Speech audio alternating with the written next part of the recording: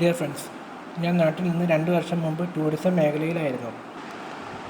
കൊച്ചിയിലെ അറിയപ്പെടുന്ന ട്രാവൽസിലെ സ്റ്റാഫായിരുന്നു. Tourist guide ആയിട്ടായിരുന്നു ഞാൻ ജോലി ചെയ്തിരുന്നത്. അങ്ങനെയിരിക്കെ ഒരു ദിവസം കുറച്ച് വിദേശ സഞ്ചാരികളുമായി എനിക്ക്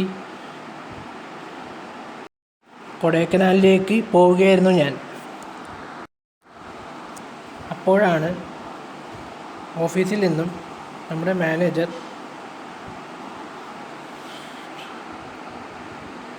വിളിച്ചിട്ട് നമ്മുടെ ട്രാവൽസിൽ നിന്നും ഗസ്റ്റുമായി പോയ ഒരു വണ്ടിയുടെ ഡ്രൈവറും